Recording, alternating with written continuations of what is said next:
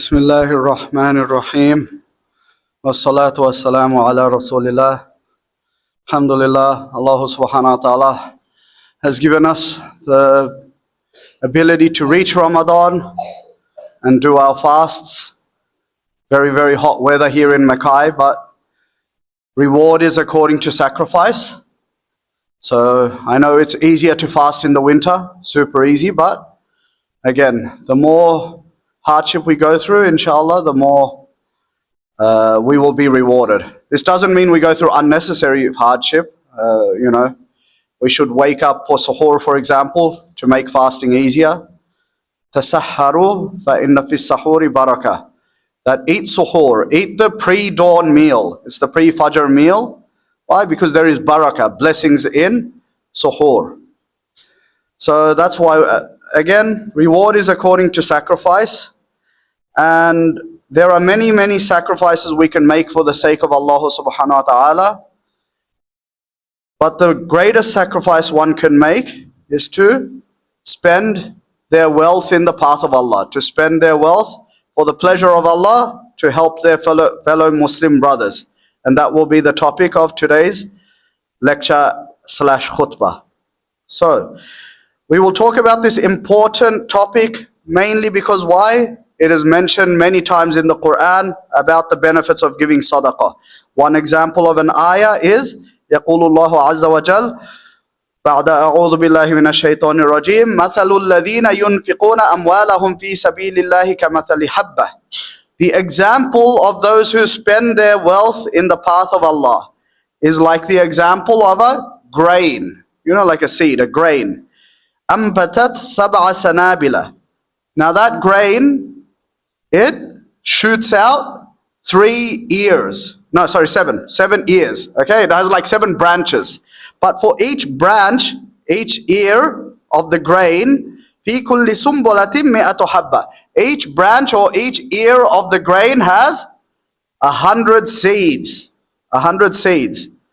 وَاللَّهُ يُضَاعِفُ لِمَنْ يَشَاءُ وَاللَّهُ وَاسِعٌ عَلِيمٌ. So if you calculate, that's 700 seeds in the grain. So you planted one grain in the ground. It shot up with 7 ears, and each ear had 100 seeds. This is like the example of sadaqah. That when you give sadaqah, Allah subhanahu wa ta'ala, even if it's a small amount, Allah appreciates it and rewards his slave. Even if you give sadaqah of a small amount, whatever you have in your bank account. You don't have to be rich to give sadaqah. You do not have to be a wealthy person to give sadaqah. Even whatever you have, whatever is within your ability, you should give that amount. Because when you give that amount, what happens is Allah subhanahu wa ta'ala makes that sadaqah grow in blessings. That sadaqah is a blessing for you. That charity makes it so that you don't lose money. A lot of people think that if I give charity, I'm going to lose money. But rather, Allah subhanahu wa ta'ala makes it such that the money grows in your account. How? Through the blessings that Allah subhanahu wa ta'ala puts in your wealth. That the same, let's say someone, he has $1,000 in his bank account, and he gets a certain amount of blessings from that $1,000. You might only have $500, but you will get even more blessings than that person. It's all about barakah. There's a lot of people, we can see real life examples, that a lot of people, they live, with humble means. They're not rich. They don't have a big job, but Allah puts barakah in their life. That they may not be earning as much as a rich person, but somehow Allah subhanahu wa ta'ala has blessed them in their wealth, such that even if their earnings are not that much, but when you look at them and you look at their family and you look at their lives in this dunya, it looks like they're very rich. It's like, what job does this guy do? I thought he was only, so-and-so. He does, I'm not going to mention any jobs, but, he only does whatever job. But then he's living a life that of maybe like a doctor or an engineer. Why? Because Allah subhanahu wa ta'ala put barakah in his wealth. He may not be earning as much as a doctor or engineer, but Allah makes it such that Allah gives him wisdom in how to spend his money in the right places, how to budget his money. Allah subhanahu wa ta'ala gives him the ability to not waste his money. Allah subhanahu wa ta'ala reduces his calamities, because whenever someone is faced with a calamity, a misfortune, maybe a car accident, a sickness, then their wealth decreases. So Allah subhanahu wa ta'ala makes it so that that person's life has a lot of blessings. He knows how to spend his money in the right places. He doesn't squander his money. He doesn't waste his money. And Allah subhanahu wa ta'ala saves him from calamities, saves him from misfortune. Why? All through the barakah, all through the blessings that he gets when he gives sadaqah, when he gives charity. That's why this ayah is not to be understood as a hyperbole, as an exaggeration. No, these are the words of Allah. We should believe it, that when you plant a grain in the ground, the grain meaning the grain of sadaqah, Allah subhanahu wa ta'ala causes it to shoot up. So 7 ears grow out of the ground, and each ear has 100 seeds. So that's how we should view sadaqah. We should view it as, it's not a loss in my wealth. It's not a liability. Rather, it's more like an asset. Why? Because it grows my wealth. You know, in our countries, like some of you are from subcontinent, that whenever a musibah, calamity afflicts us, or even when Allah saves us from a musibah, it's common practice. We give sadaqah, right? We say that, oh, Allah saved you, you nearly had a car accident, Allah saved you, give sadaqah. Why? Because again, sadaqah brings blessings into your life such that Allah subhanahu wa ta'ala continues to make it such that any calamities do not afflict you, do not hit you. Those calamities divert from you. They don't come to you, they divert. Even if it's at the last second, you know, at the last second, your sadaqah makes it so that the calamity is coming straight to you, and at the last second, it diverts. So that's why in our cultures, people give sadaqah whenever a calamity nearly misses them, like it's a near miss, or they're faced with a calamity. They give sadaqah. That's where the cultural practice comes from. And even Rasulullah sallallahu alaihi wasallam said that ma naqasat sadaqatun min mal. That sadaqah, charity, does not decrease one's wealth. As we say that, you know, whenever we spend, it decreases our wealth. But in Islam, even if we provide for our family, that's a charity. That's a charity for us. Ibda biman ta'ul. That when you give charity, start with your dependents. First, make sure they're happy, they're comfortable. Why? Because they're your responsibility, your financial responsibility. So if you're going to spend on someone who it's compulsory for you to spend on. Spend on someone who it's compulsory for you to spend on that person. So start with your dependents. Even the food that, or the morsel of food that a man feeds his wife, that is counted as a charity for him. So, you know, if a person is not Muslim and he's doing all this shopping and feeding his kids and paying for everything and paying for his wife, he finds it to be a financial burden, or he deems it and regards it to be a financial burden. No, we do not regard it to be a financial burden. Rather, this is a charity for us. We will be rewarded, and Allah subhanahu wa ta'ala will bless our wealth. So that's why Rasulullah sallallahu alaihi wasallam says that ma naqasat sadaqatun min mal. Charity does not decrease from a person's wealth. Wa ma zada Allahu abdan bi'afwin illa izzan. And when a person learns to forgive people, to overlook their mistakes, overlook their oppression, overlook their misdeeds, when a person learns to be a forgiving and a tolerant person, what happens? Allah subhanahu wa ta'ala increases him in izzah, in honor. Allah subhanahu wa ta'ala puts the quality of honor into his personality, into his character. وَمَا تَوَادَعَ أَحَدٌ إِلَّا رَفَعَهُ اللَّهُ. And when a person humbles himself in this world, Allah subhanahu wa ta'ala raises him. Allah raises his rank. And you'll even see that people who are humble in this world, even though they might have a big position in a company, they might be CEO, whatever, but when they're humble, they're down to earth, they tend to have more genuine friends, friends that actually care about them. And people actually have a good opinion of these people. Whereas when a person is proud and haughty and boastful, people tend to only be nice to them. Why? Out of fear that, I might be afflicted by this person's evil, that this person may do something bad to me, that they don't love the person because it comes from a genuine place in the heart, but just so that I can stay away from his shar, from his mischief. So that's why when a person humbles himself in this world, for the sake of Allah subhanahu wa ta'ala, Allah raises his rank.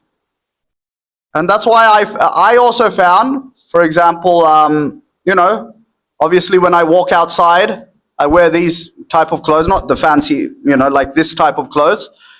And I find that I get a lot of respect even in this Mackay community. And I'm not talking about from Muslims, because when I go outside, I barely see any Muslims, right? I go to Canelands, I go to the playground, whatever. I see that even Australians, they treat me with a certain level of respect that they probably wouldn't have given to me if I wasn't, dressed in Islamic clothing. I have found in my own experience, or to the extent that when I go to Caneland, sometimes a non-Muslim will even give salam to me. And then I'll ask the non-Muslim, how do you know about salam? And he'll say, I lived in the Middle East. Or there's this Filipino woman at the Woolworths. She says, I lived in Saudi Arabia. I know all about Islam. And so they give me salam. Why? Because I'm dressed like this. So I get an extra level of respect. Alhamdulillah. That's why I never want to stop being who I am. Because I realize that this hadith, just like every hadith, is haqq. It's true. There is no falsehood to it. Wherever I go, alhamdulillah, people give me salam, even non-Muslims. One time, a very interesting story. A few weeks ago, I went to Blue Water Lagoon, and this guy goes to me, alhamdulillah, like the most Aussie person you've ever seen. Alhamdulillah. And I'm like, where did he learn that? We're like in Mackay, middle of nowhere. And where did this guy hear alhamdulillah? Anyone want to take a guess? Where did he hear it? Anyone watch UFC here? Yeah, Khabib, alhamdulillah, right? Khabib, the former champion, and now his protege is the current champion. Sorry, I shouldn't be talking about UFC. I'm just very into that sport. But anyway, so, these people watch these Muslim fighters, these Muslim role models even, because Khabib is a very good practicing Muslim, prays 5 times a day, so on and so forth. And so they learn Islam through these role models, through these examples. And then that's why we come to a time in this, in this era where Islam, or at least the message of Islam, has spread to the 4 corners of the world, to the 4 corners of the earth. Everybody's heard of Islam. I went to Vanuatu for a holiday recently in January. And, Vanuatu is a country where on the main island, there's only one mosque. It's a pretty decent sized mosque, but only one mosque. But even then, the indigenous people of Vanuatu, who are Christian, obviously when the British, the French came, they made everyone Christian, maybe by force, I don't know how they became Christian. But these people even came up to me and said, you are Muslim? I said, yeah, I'm Muslim. And even though at that time I wasn't wearing my jubbah, I was wearing my swimming clothes because it's a resort and everyone goes swimming. But because of my beard, everyone's asking, you're Muslim. And then I'm like, yeah, I am. Like, how do they even know? Because this is a sign of the end of times, that Islam spreads to the 4 corners of the earth. So do not be afraid to display your Islam.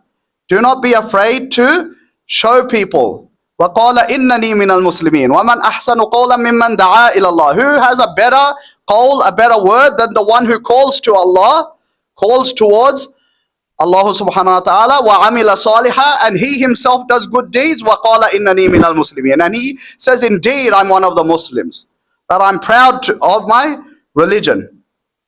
And that's why it's nice to see that I saw on the WhatsApp group today that the kids at the school, they're displaying their religion proudly. They're teaching the whole school about Islam. And this helps to break down barriers as well. So getting back to the topic, the other benefit of sadaqah, itfa'u ghadabillah, to extinguish the anger of Allah subhanahu wa ta'ala. When a person gives charity, it extinguishes the anger of Allah subhanahu wa ta'ala. Qala Nabi sallallahu alayhi wa sallam, inna sadaqa تطفئ غضب الرب. Indeed, charity extinguishes the anger of one's Lord. وَتَدْفَعُ مِيتَةَ السُّوءِ. And remember what I said about sadaqah, making it such that it prevents you from calamity. When you give sadaqah, it also prevents from an evil death. A death that's painful. That some people die very peacefully in their sleep. Some people, they go through excruciating pain when they're dying. When you give charity, Allah subhanahu wa ta'ala will avert you from having a painful death or an evil death. You will have a nice, peaceful death by giving charity. And then, as I mentioned the other night, it purifies one's wealth. Why? Because charity makes it such that the quality of stinginess leaves your personality. When you give sadaqah, you feel a little bit of pain, right? Especially if it's a big amount, like, I'm giving away $500. That pain that a person feels, it's not a physical pain, it's like that, just like a mental thing. That's actually your greed, your shuh. When a person is always greedy, always wanting, I want more wealth, I want more wealth, I want to be the richest man in the world. But when you give sadaqah, it humbles you such that it makes you content with what you have. It removes greed from your personality, and it also removes stinginess from the personality of the charity giver, the mutasaddiq. So that's why we need to remember that this dunya is such that even if a person has $1 million, $1 billion, he'll always want more. He'll always want more. This is how the dunya sucks you in. This is how the dunya traps you. The dunya I like to compare to a Venus flytrap. Venus flytrap. A fly smells a sweet scent, and he goes towards that flytrap. He goes inside because he thinks the sweet scent will lead him to food. But then he gets there and there's nothing there. And then what does the Venus flytrap do? It closes its mouth. The fly is shut. It's locked in. It's trapped. Can't get out. So even the dunya, it seems sweet. It seems like this worldly life is sweet. It's blissful. It's happy. But once you fly into the jaws of this dunya, it will lock you in. It will trap you such that you can't escape. So that's why we need to be generous with our mal. Be generous with our wealth. And of course, the final benefit, and I'll end with this, is the other benefit of giving charity is that you cause the person who is receiving charity to become happy. And you need charity and you need generosity in the community for a community to flourish. Why? Because if everyone's stingy with their wealth, everyone's cheating each other in business, nobody is willing to give, everybody is only willing to take and not to give, then the society can't work. Society can't work, society can't function. So for the good of our society, and so that our society and our community can live in harmony and live in unity, we need to be generous with our wealth, and we should put other people's needs above our own. Subhanallah wa bihamdihi, subhanakallahumma wa bihamdik, nashhadu an la ilaha illa anta, nastaghfiruka wa natubu ilayk. You can give a second.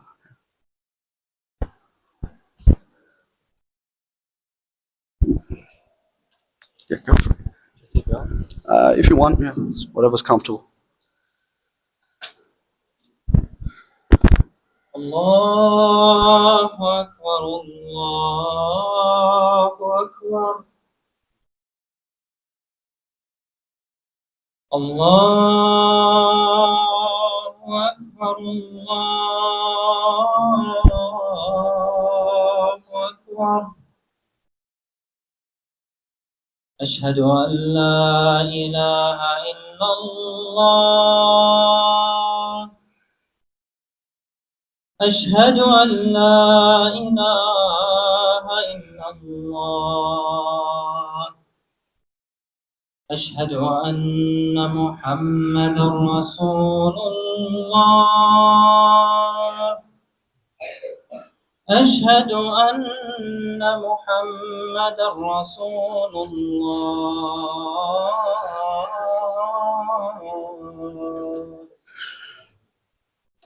حي على الصلاة.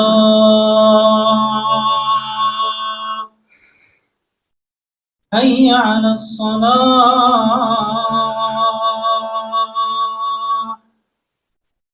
حي على الفلاح حي على الفلاح الله أكبر الله أكبر لا إله إلا الله.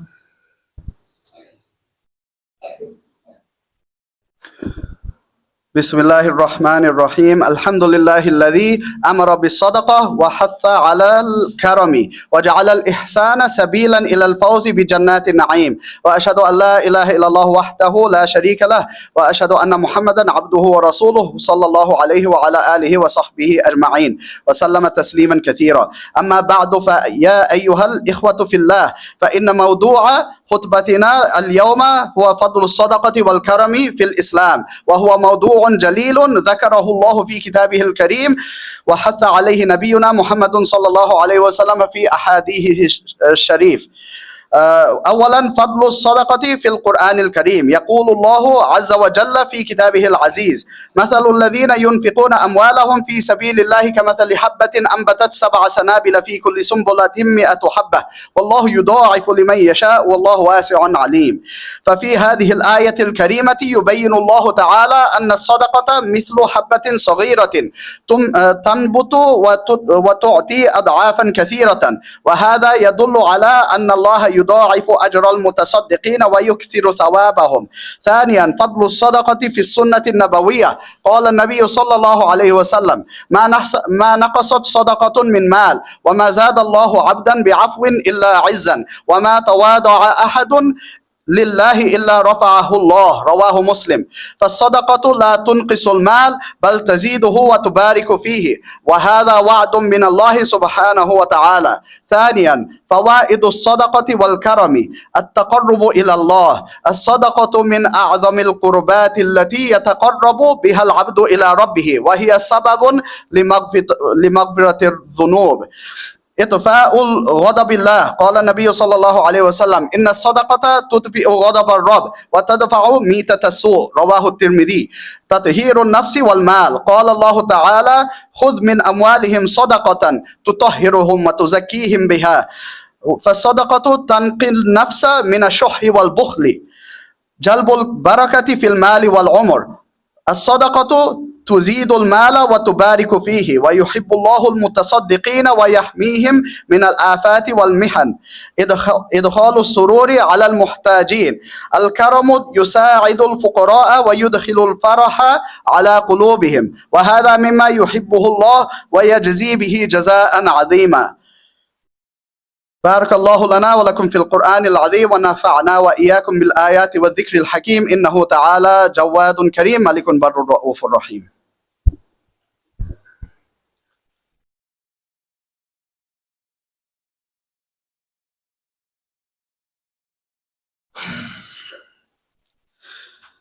بسم الله الرحمن الرحيم والصلاة والسلام على رسول الله. أيها الإخوة في الله، فإن الصدقة والكرم من أعظم ما يقرب العبد من ربه ومن أفضل أعمال البر والتقوى، فاحرصوا على الصدقة ولو بقليل، فإنها تكون سببا في نيل رضا الله ودخول جنات النعيم. ومن أعظم أثر الصدقة أنها تكون سببا في نصرة الأمة وتقويتها، فإن الأمم لا تقوم إلا بالتكالف والتراحم والتعاون بين أفرادها، وإذا ساد فيها البخل والشح ضعفت وتكففت فككت. ولذلك أمرنا النبي صلى الله عليه وسلم أن نكون كالجسد الواحد، نعين الضعفاء ونغيث المحتاجين. كما أن الصدقة لا تكون في المال فحسب، بل يمكن أن تكون بالكلمة الطيبة وبالبشر في الوجه وبمساعدة الغير وبإزالة الأذى عن الطريق. فالنبي صلى الله عليه وسلم قال: كل سلامة من الناس عليه صدقة، كل يوم تطلع فيه الشمس، تعدل بين الاثنين صدقة، وتعين الرجل في دابته فتحمله عليها صدقة، أو ترفع له عليها متاعه صدقة، والكلمة الطيبة صدقة، وبكل خطوة تمشيها إلى الصلاة صدقة، وتميت الأذى عن الطريق صدقة. رواه البخاري ومسلم. فليكن كل واحد منها حريصا على التصدق بما يستطيع لينال مرضاة الله، وليكون من المحسنين الذين أعد الله لهم جنات تجري من تحتها الأنهار في جنات النعيم. نسأل الله أن يجعلنا من المتصدقين الكريمين، وأن يطهر أموالنا وأبداننا بالصدقة، وأن يدخلنا الجنة مع الأبرار. إن الله يأمر بالعدل والإحسان وإيتاء ذي القربى وينهى عن الفحشاء والمنكر والبغي يعظكم لعلكم تذكرون. Straighten your rows and turn your mobile phones to silent, please. Brother. الله أكبر الله أكبر الله أكبر الله أكبر. أشهد أن لا إله إلا الله أشهد أن لا إله إلا الله أشهد أن محمدا رسول الله أشهد أن محمدا رسول الله. حي على الصلاة حي على الصلاة حي على الفلاح حي على الفلاح. قد قامت الصلاة قد قامت الصلاة. الله أكبر الله أكبر. لا إله إلا الله. لا إله إلا الله محمد رسول الله. So استقيموا. Straighten your lines, please, shoulder to shoulder. Fill in the last softs in the back. I can see people still walking in. Allahu Akbar.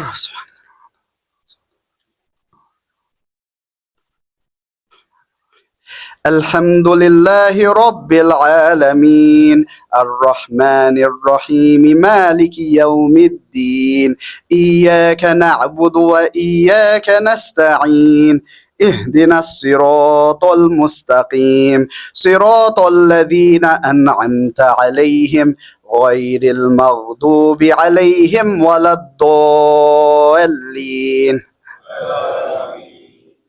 إنهم كانوا لا يرجون حسابا وكذبوا بآياتنا كذابا وكل شيء أحصيناه كتابا فذوقوا فلن نزيدكم إلا عذابا إن للمتقين مفازا حدائق وأعنابا وكواعب أترابا وكأسا دهاقا لا يسمعون فيها لغوا ولا كذابا جزاء من ربك عطاء حسابا رب السماوات والأرض وما بينهما الرحمن لا يملكون منه خطابا.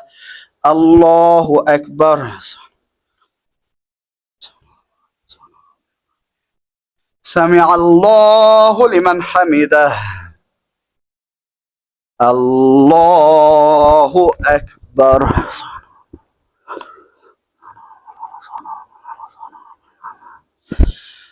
الله أكبر. الله أكبر.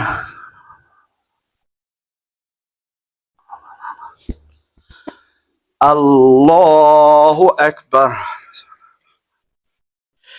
الحمد لله رب العالمين الرحمن الرحيم مالك يوم الدين إياك نعبد وإياك نستعين اهدنا الصراط المستقيم صراط الذين أنعمت عليهم غير المغضوب عليهم ولا الضالين.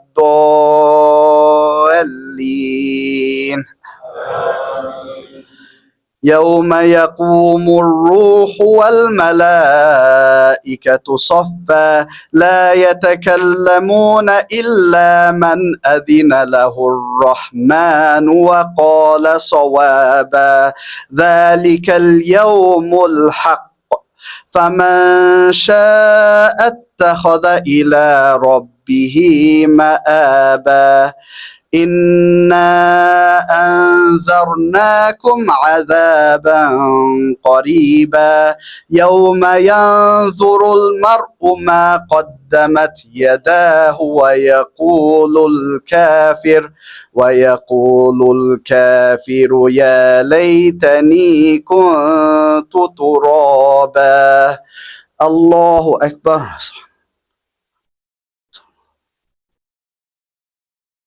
سمع الله لمن حمده. الله أكبر.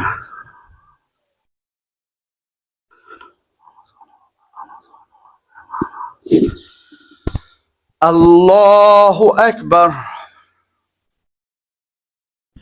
الله أكبر.